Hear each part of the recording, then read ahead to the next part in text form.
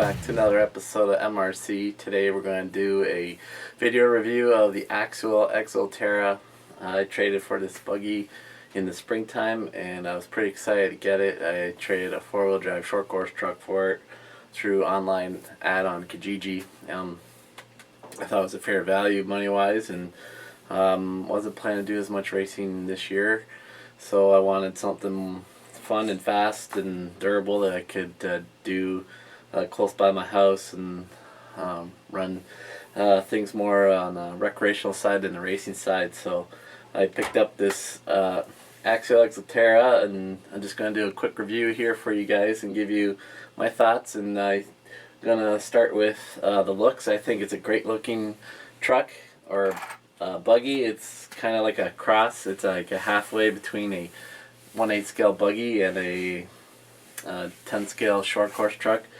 The wheelbase kind of suits that. The body on it is really cool, real sharp. I like the paint scheme, the paint job. However, it's not all one piece. It's in panels and it is screwed on, and I'll just show you. I prepped it a little bit for this video so you wouldn't watch me undo screws, but as you can see here, a panel comes off and it has like a roll cage type structure around the RC.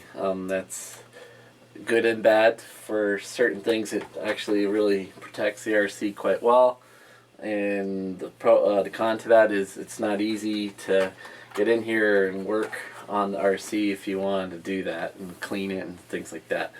We'll go under look underneath. We have aluminum chassis right here with the plastic side runner plates. As you can see, the arms are heavy 8 scale like plastic parts. Very durable. Got little metal kick plates up here on the front. You see on the back is a spoiler. I don't think it has anything to do with performance, but it's more aesthetics. It's just something to finish the buggy off. I don't think it does much for downforce or anything, but it completes the package here. It's got, fairly solid, like a bumper system. You can see battery compartment here on the side. This is where the battery fits in. It's got two body clips, R clips, that will go in and lock the battery panel down. Inside we got two straps. We're going to talk about that right now. One of the cons of this thing I knew going into it is fitting the battery in. It's a real exercise to get it in, let's say, and that's putting it lightly. Fitting the battery in and just getting it in the slot for the battery. And this is just a standard battery I like to use in my recreational vehicles. This is a Turner G 5200 milliamp hour 3040C discharge. Standard hard case LiPo, nothing too fancy. It's Roar approved.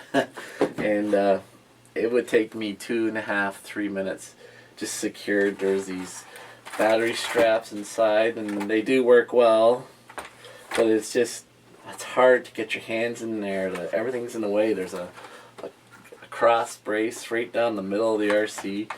It is a real pain to take the battery in and out. And part of the thing you might want to do is, if you want to go run this thing, is to put the battery in down here, like on your workbench. And then if you're going to run it, not to take it to wherever you're running it to, say to a track or to a bash field or whatever, you save some time and just put the battery in here, and then you go out there, just flip it on and go, because it's a real struggle. And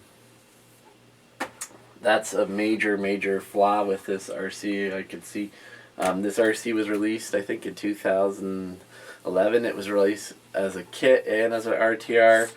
It's it had a second revision. Now it's discontinued. I knew that going into making this trade, but it's a good quality RC, and I was excited to get something a little different than the usual buggy or truck or monster truck. So just quickly inside, maybe a little hard to see, came with this Vanguard Axial system. I believe it's rebranded from Castle. It's a 2900 kV motor. I burnt out the ESC on it, so I replaced it with a Trackstar Short Course ESC, which is really good. I've had good experience with that. I use it in all my trucks. Cost effective, and I find it performs just as good as some of the $200 brands. Inside it has, I would say, a splash proof receiver case, and just came with a standard Metal Gear servo. So everything is fairly solid. Components are thick and durable. Interesting, no adjustment for toe or camber on the front. It's fixed. Shocks have 2 settings on the arms and 3 places on the shock tower to lay them down or make them more upright for handling. It has good suspension. One thing to note here, no real shock towers in the back. The rear shocks mount right into the roll cage. Really long shocks. That was interesting. So there's no real adjustability there for the rear. But I noticed it handles pretty good. I already have the running video up. The wheels that come on it have decent grip. The CG on this is fairly high. You'll notice doing a sharp corner on the road, not even at high speed on my running video caused it to traction roll, and that's a little bit of a concern for running it on the road. This ring really performs well in loose, loamy type of conditions. These aren't necessarily the best wheels for that either, but they're just a good all-around tire, I suppose. Fairly good compound.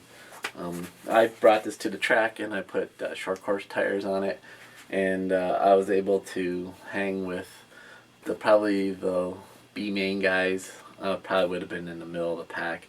I'm not the world's greatest driver, but I'm a decent driver, and the way this thing handled, and it's just stock. I haven't played with the shock oils or anything, so it was pretty good performing that way. Not really being considered a race-worthy vehicle, but I've been to some tracks where they've had races for Axial Exo Terras and I think it's the HPI Apache or whatever it was called. They ran some. I've seen some. One thing else too is they tend to stay on their lid. The short course trucks can roll over because of the rounded shell, but other than that, it's a good performing RC. I'm pretty pleased with it.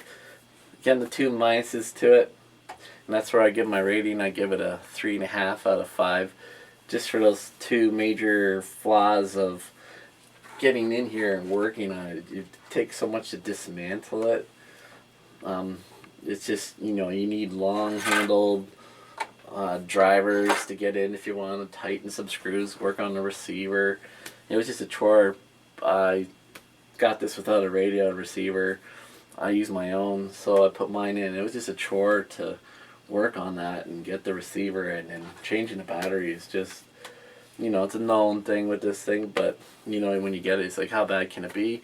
It's not bad, but it's just, there should have been a better way to make that work, but it is what it is. And performance-wise, though, the vehicle performs well, it jumps well, handles well, the CG's a little high. Not being able to adjust certain things, I'm sure there might be some hop-up parts out there that may be able to change that, but as in stock form, that's what it is. So anyways, guys, that's the Axial Exo Terra. I'm pretty pleased with it still, despite a few flaws. They said it was discontinued, but it remains to be one of the RCs that I like to grab, especially I have an array of smaller ones, big ones. This is one of the ones I tend to grab the most and have some fun with. So thanks for tuning in. Thanks for checking out my channel. Still got the Facebook page going. Contact me that way. Leave comments, questions. Always glad to hear them, and I'll try and help you out if you need a hand. So, alright guys, we'll talk to you again next time. Thanks.